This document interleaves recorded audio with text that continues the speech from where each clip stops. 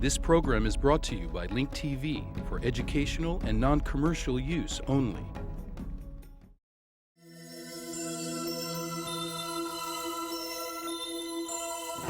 Mosaic, a daily news program from Link TV, presents a selection of news reports from independent and state-controlled broadcasters from throughout the Middle East.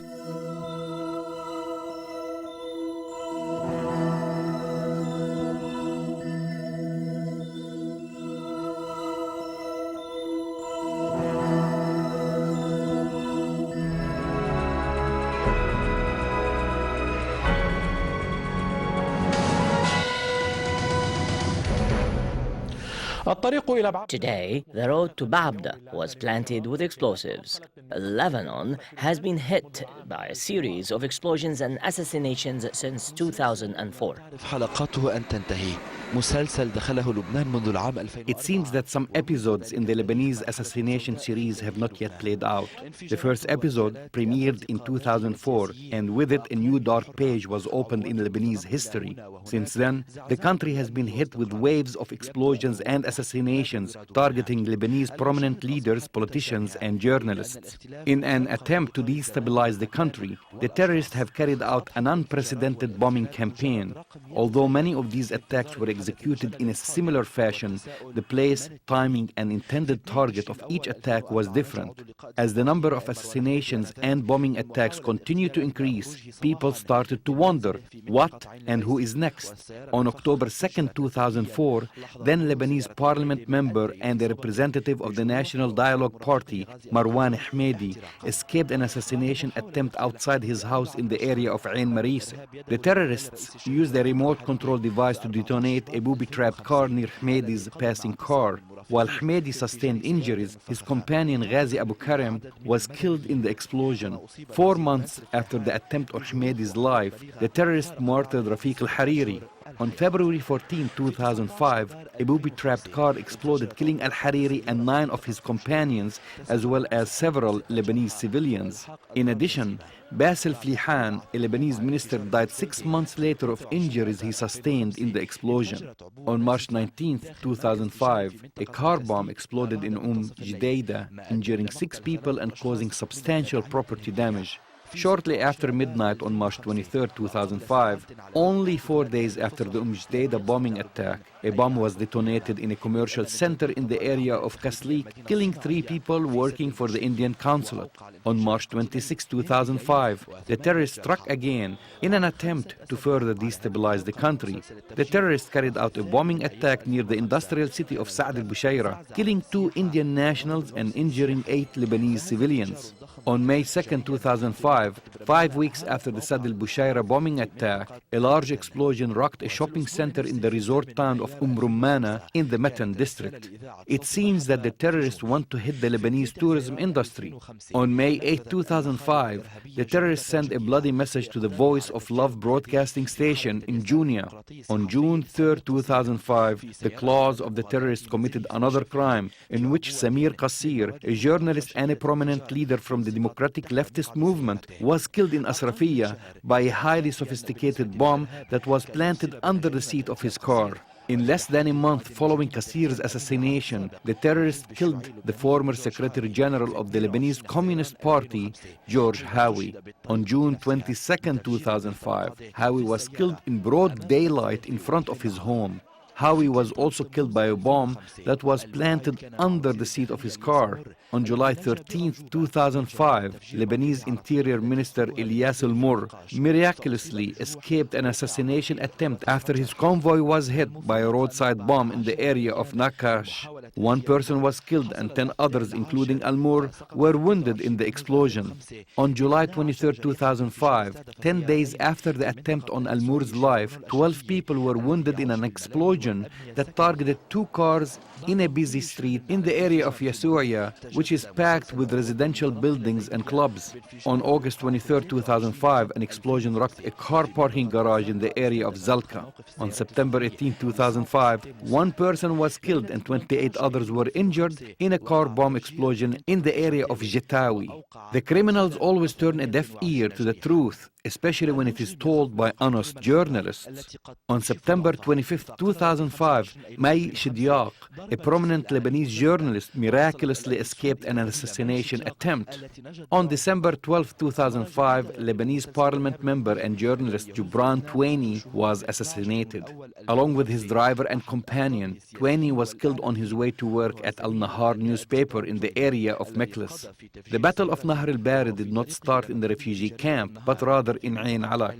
This news comes after 6 detainees affiliated with the terrorist Fatah al-Islam organization admitted their involvement in the 2 bus bombing attacks that were carried out in Ain Alaq. The May 20, 2007 bombing attack on the Absi Center in Ashrafiya was followed a few days later by 2 other explosions in the areas of Alay and Thuq. The terrorists did not always use bombs to commit their heinous crimes.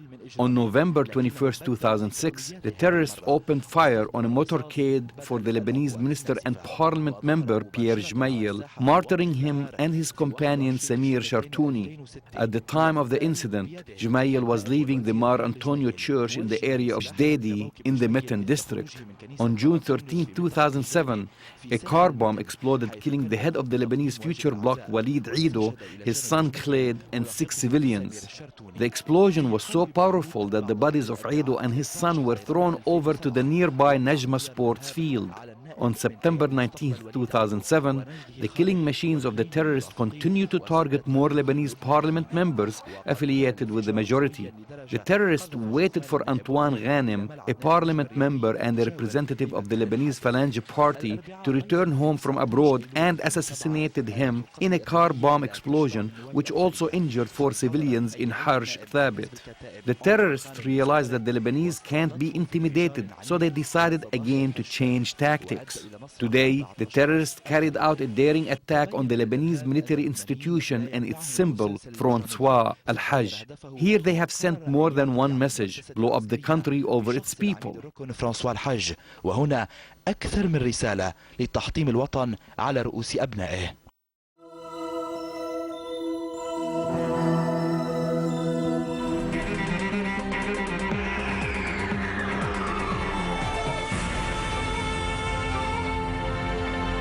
قالت وزيرة الخارجية الأمريكية كونداليزا رايس إن الرئيس جورج بوش يعتزم. U.S. Secretary of State Condoleezza Rice said that President George Bush plans to intervene directly in the Israeli-Palestinian peace negotiations during his visit to the Middle East early next month.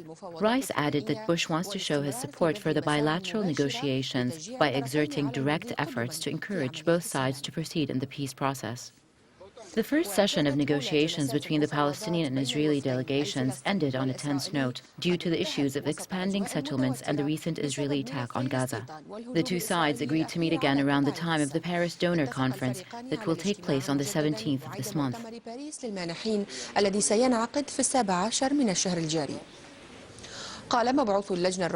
The Quartet Committee's special envoy to the Middle East, Tony Blair, said that his meeting with Israeli Defense Minister Ehud Barak and Palestinian Prime Minister Salam Fayyad was positive.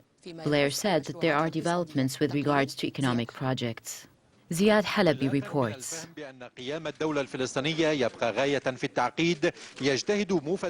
Recognizing the complexity of the rise of a Palestinian state, Special Quartet Envoy Tony Blair is conducting talks with the Palestinian Prime Minister and the Israeli Minister of Defense.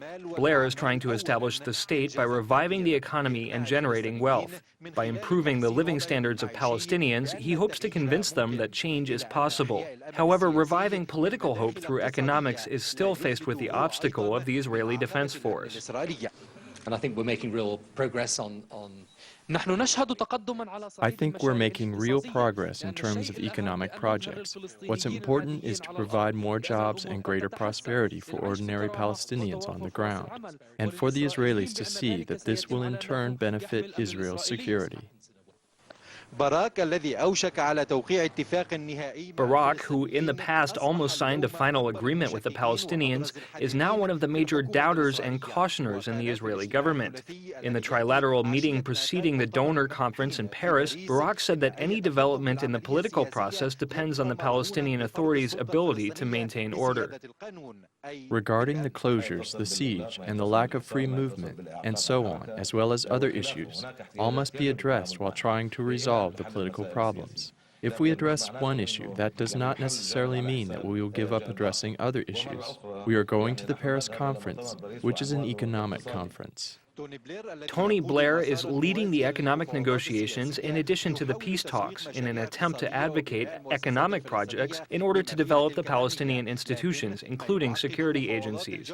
However, the obstacles that prevented progress in the peace talks have also prevented progress in economic negotiations. This is mainly caused by the fact that Israel insists on dealing with the Israeli-Palestinian conflict as a security issue. Therefore, the attempts of the International Quartet Committee to revive the peace talks by developing the Palestinian economy are faced with Israeli security obstacles. Israel is causing the problem, but it also has the solution because it controls things on the ground. Meanwhile, the Palestinian territories remain an experiment, if one can use that expression. Ziad Halabi, Al Arabiya, West Jerusalem.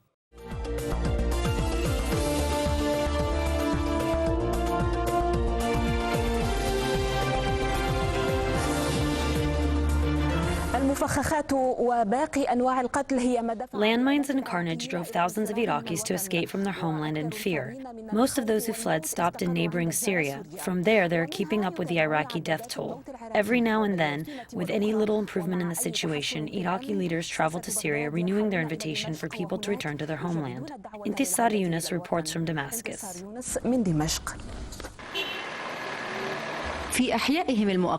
Living in temporary housing, the Iraqi refugees' decision to return to their homes remains suspended. But news about improvements in Iraq led some of them to pack their things and go back. Iraq is our homeland. It's impossible to stay away. God willing, security will return to Iraq. But the news about the resurge of violence in certain areas in Iraq discouraged many of the refugees from returning. My son is attending school here, and he will hopefully complete his education. If the security situation improves, we will return to our country. Iraqi Foreign Minister Hoshyar Zebari returned to Syria on a double mission: to revive political, diplomatic and economic relations between Baghdad and Damascus, and to encourage the Iraqis to return to their homes. The situation in Iraq has started to ease up. Security has improved, and there have been positive developments in political parties' relations. But some Iraqis saw this as a media stunt. The security situation has not improved like the government claims.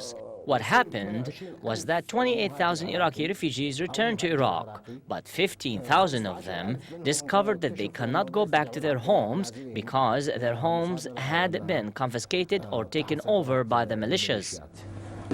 On a political level, Iraq's political position in the region is becoming clearer, but on a humanitarian level, the situations for Iraqi refugees remains a mystery. The refugees are in limbo, with the Iraqi government insisting that relative calm has returned to Iraq, and the Iraqi people regarding these claims as nothing more than media stunts. Intisar Yunus, Dubai TV, Damascus.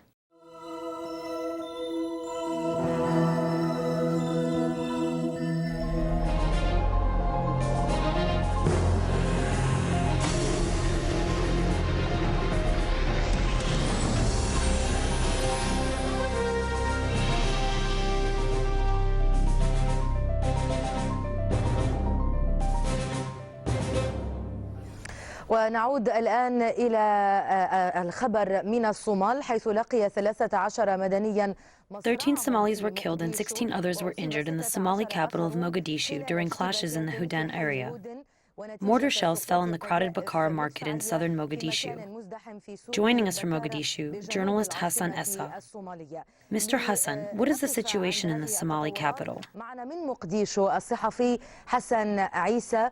سيد حسن، كيف يبدو الوضع الميداني الآن في العاصمة الصومالية؟ شكرا. حوالي الساعة 11 صباحا هذا اليوم. Thank you. Approximately at 1 a.m., wide-scale clashes erupted between armed groups and government forces backed by the Ethiopian soldiers, specifically on Al Masaya Street in northern Al Bakara market. Also, mortar shells were fired from tanks towards the Bakara market, which was crowded at the time. People were preoccupied with their daily affairs. A large number of civilians, estimated between 13 and 20 people, were killed. ولذلك يعني قتل عدد كبير من المدنيين يعني حتى الآن يعرف أن عددهم ما بين Medical sources from the city's hospital said that a large number of the injured citizens were transported to this hospital. Some of them were severely injured in the huge explosions that took place in the market. Up until now, one could hear the sound of gunfire. يعني حدثت في هذا المكان وحتى الآن ما زالت تسمع طلقات إطلاق النارية التي يتبادل فيها طيب الملفت ربما هنا أن معظم القتلى هم من المدنيين. Most of the killed individuals were civilians, even though the clashes took place between armed groups and the government forces backed by the Ethiopian forces. Does this mean that no fighters were killed from either side? في صفوف المتحاربين.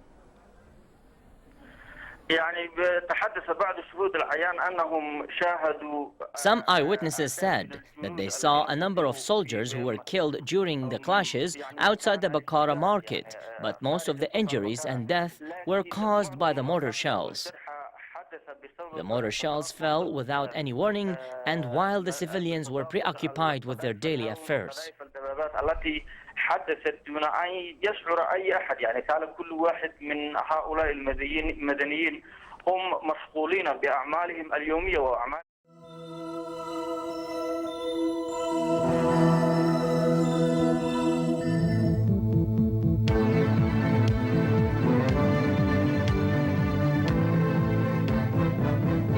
Iranian Foreign Minister Moshe Moteki told his Russian counterpart Sergei Lavrov the two countries have taken forward-moving steps in cooperation between the private and public sectors following last year's joint commission.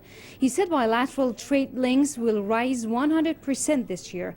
Moteki then confirmed Lavrov's call for two-way consultation on regional and international questions, highlighting Russia's logical stance on backing NPT members' right of peaceful nuclear technology. Earlier, the 7th Joint Diplomatic, Economic and Trade Commission of Iran and Russia inked a protocol and 3 cooperation deals on commerce, science and technology, and tourism. Foreign Minister Moteki, who chairs the Iranian delegation, proposed a joint commission be set up to monitor the implementation of the already agreed-on documents. Iran and Russia have reached agreement over the final construction of Bushehr nuclear power plant, southern Iran. Head of the Atoms Troy expert company, Sergei Shmatko, said all problems in the way of completion of Bushehr nuclear power plant have been resolved. He added the two sides have reached an agreement on the timetable for the construction. Meanwhile, a senior advisor to Russia's toll company, Mikhail Solonin, said Iran enjoys the capacity to produce the necessary fuel for the power plant. He added enrichment of the power plant fuel sealed by IAEA inspectors is in a level which Iran can produce by itself. Iran and Syria launched joint projects in central Syria, including a car assembly plant and a cement factory. Attending the launch of the projects in the cities of Homs and Hama were Syrian President Bashar al-Assad and Iranian officials, including industry and housing ministers. The assembly line for Sabah vehicles has the initial capacity of 5,000 cars in a year. Also, the $250 million cement factory owned by the Syrian government was built with Iranian expertise and has a production capacity of 1.1 million tons a year. The trade volume between Turkey and Iran is expected to exceed $8 billion by the end of 2007. Turkish State Minister Kürşat Tuzmen announced that following a meeting with visiting Iranian Minister of Commerce Masoud Mirkazemi. The Turkish minister noted the imbalance besetting the trade between Iran and his country, saying that global oil price hikes have resulted in a trade deficit of $5.5 billion for Turkey. For his part, Mirkazemi expressed Iran's readiness to develop joint projects with Turkey in tourism, transportation, as well as engineering and technical fields. Iran has prepared a trade regime report for its accession to the World Trade Organization. Head of Iran Chamber of Commerce, Industries and Mines, Mohammad Nahavandian, added talks on Iran WTO membership would last 3 to 4 years. He said accession talks would take momentum through diplomacy and formation of working groups.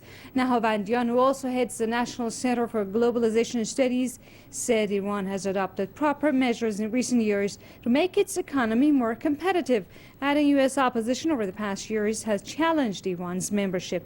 He added Iran currently holds the observing status in the World Trade Body. China's top refinery Sinopec will nearly triple its imports of Iranian crude next year. The state-owned parent Sinopec Group has agreed under a one-year contract to buy 160,000 barrels per day from Iran, up from this year's 60,000 barrels per day. In a separate pact agreed earlier between China's Zhuhai Zhenrong Corporation and the National Iranian Oil Company, China has contracted to buy 400,000 barrels per day of Iran's crude for next year, roughly 6% of its total crude demand. And state-run Abu Dhabi National Energy Company TAGA said it is in talks with Iran to import natural gas to the United Arab Emirates. The talks also involve TAGA investing in Iran's energy industry.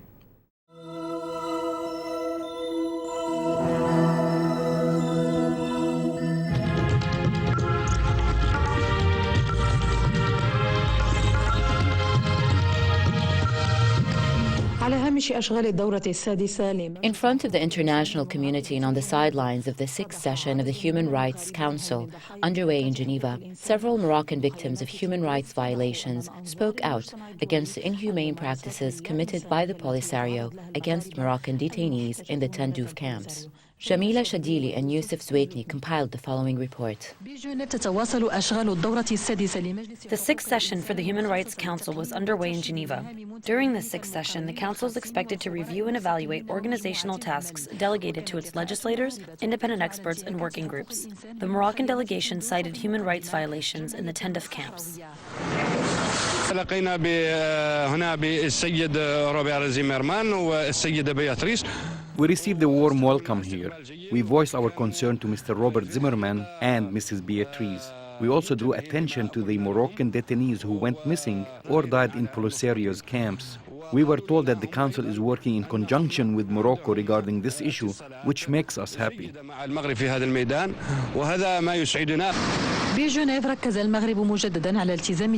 Meanwhile, in Geneva, Morocco renewed its commitment to respecting and promoting human rights and demanded that the Polisario Front follow suit.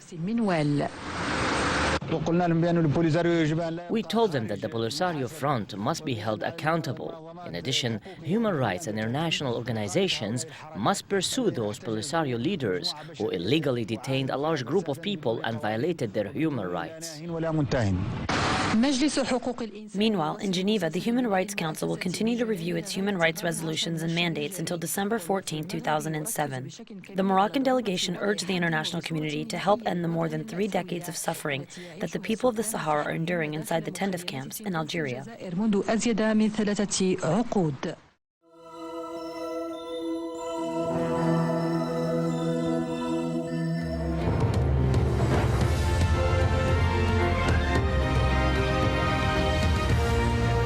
Two suicide bomb attacks have killed at least 7 people in Pakistan. The attacks took place near a military checkpoint in Quetta, the capital of Balochistan province. Military spokesman said the second bomber blew himself up as civilian vehicles gathered around the scene. Just to the north of Balochistan, Waziristan, the Pakistani army has asked for more money to help troops in their battle to keep the region's tribal fighters from crossing from Afghanistan. Sahel Rahman looks now at why the mission there is proving to be so difficult. It's one of the most heavily patrolled borders on the planet and one that stretches over 1,700 kilometres between Pakistan and Afghanistan. The view from this military helicopter shows how difficult the terrain is to patrol for forces on both sides of the border. The Pakistan military has committed over 80,000 troops to the area. Threat is a volatile and nebulous mix of misguided... Major General Ghulam Dashtgir is responsible for Operation Al-Mizan in Miran Shah, North Waziristan. He regularly conducts briefings like this to his new officers, all of whom will need to know the area well if they're to survive. The military have paid a heavy price for their involvement in the so-called war on terror. Over the past year alone, they've seen 444 attacks on their personnel. 300 have been killed and over 1,000 injured, according to official figures. North Waziristan is part of the federally administered tribal areas known as Fatah. It covers 3.4% of Pakistan and has a population of 3.5 million, which includes up to 600 tribes. Many innocently cross the porous border, where there are no barriers, into Afghanistan to visit family. Just as many are said to be armed fighters, some from Pakistan and also from abroad. Socially and culturally, these people are always carrying an arm. So every man who is here has a small arm with him. That is a part of his dress. So it is very difficult to find out who is a militant and who is not a militant. Patrolling the length of the border is not easy, either from the air or on foot. Rugged, inhospitable terrain, dense forests which had to be cut down to reduce their ability to hide fighters, and the altitude all act in the favour of those willing to attack the military. Well-manned but isolated outposts like this one at Mamambunga are strategically positioned. At just under 9,000 feet above sea level, it's manned throughout the year, in all weathers. Very important post. Normally the posts of this height and above, we vacate it in winters because all routes are blocked, the snow is there, but this is the only post which we maintain in this battalion area, keeping in view their importance for the domination of the area, closing of the routes, and to control the cross-border movement. Pakistani authorities suggest that 80% of the revenue destined for development of the area is rediverted into running the military operation. Pakistan constantly rebuffs accusations by foreign governments that they're not doing enough to curb the activities of cross-border fighters. Public opinion to this operation from within the country is mixed, but whatever the public thinks, the military is committed. They say they will continue to fight here until their enemy is defeated. Sahil Rahman, Al Jazeera. One nation, many voices. The stories of Muslims in America. At work, at play, having fun. What is life like for the millions of people in this country who practice Islam? And then finally I looked in my heart, and there he was. Even today, Muslims still reciting. Kind of in limbo. Now's your chance to share stories of Muslims in America in our One Nation, Many Voices online film contest. We're awarding $50,000 in cash prizes divided among 6 categories: comedy, drama, documentary, animation or music, a special category for filmmakers 18 and under, plus films under 60 seconds long. You don't have to be a Muslim to enter or to vote for your favorite films online. You just have to live in the United States. The new deadline for entries is December 31st, 2007, so hurry. Check out details at linktv.org/OneNation. One Nation, Many Voices. Muslims in America. Stories, not stereotypes.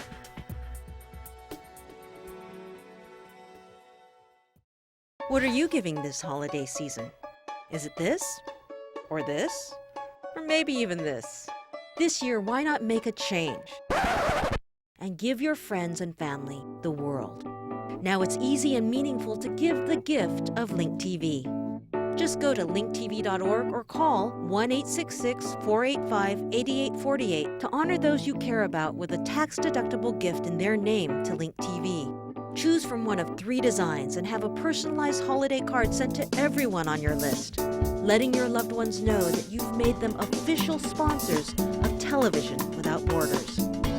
This holiday season, remember, peace on earth is possible when we see the world without borders.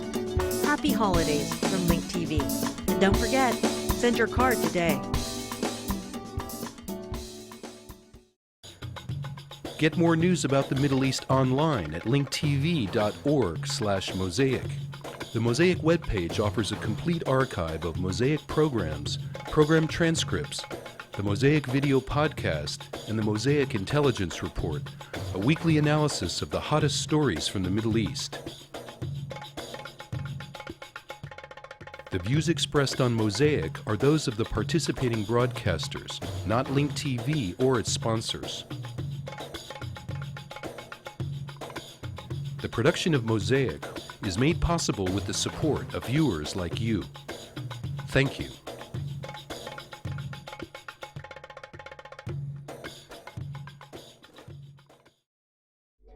This program was brought to you by Link TV for educational and non-commercial use only. Link TV is the only U.S. television network devoted to global and national news, with uncompromising documentaries and diverse cultural programs. Programs which connect you to the world.